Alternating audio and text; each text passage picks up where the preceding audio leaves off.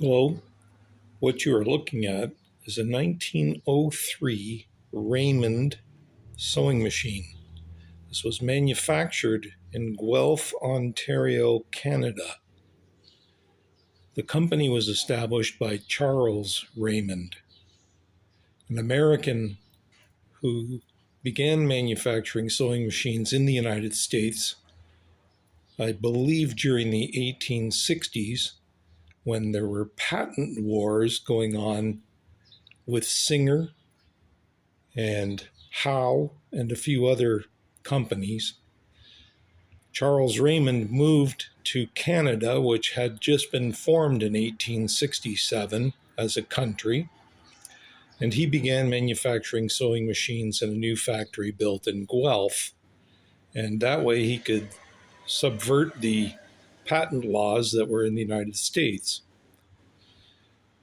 I decided to make this video because there's very little information online and next to no videos showing the workings of a Raymond sewing machine. I'm far from a professional. I have dabbled some in restoring some early Singer sewing machines, but I came upon this Raymond and thought I would give it a try. So I've taken the nose off the machine. There is a one-piece nose that is removable for access to clean. You can see the workings and how it works.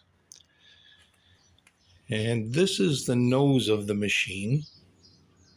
You can see how very smoothly this spins.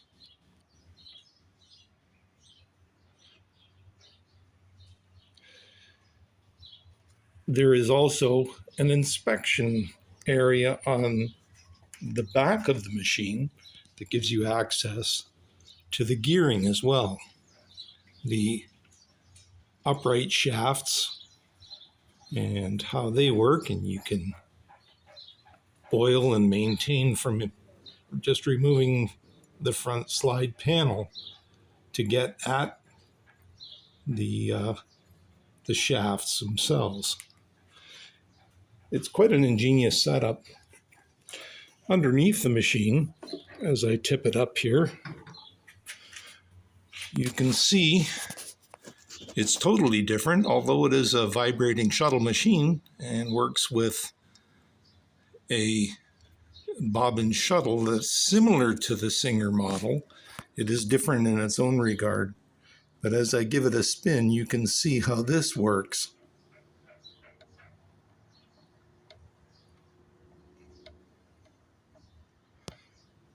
Over here, there's a little ball.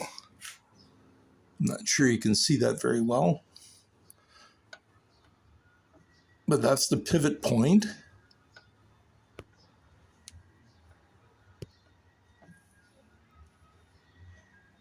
The feed dogs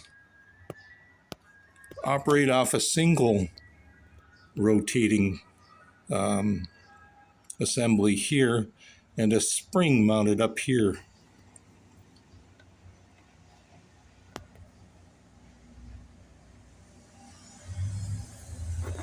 On the top of the machine is the stitch length regulator, and that, as you can see, connects to this main shaft here that goes through.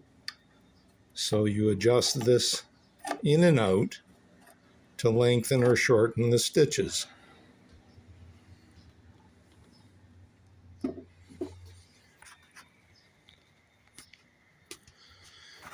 That's about all I can really tell you at this point, other than trying to show you the operation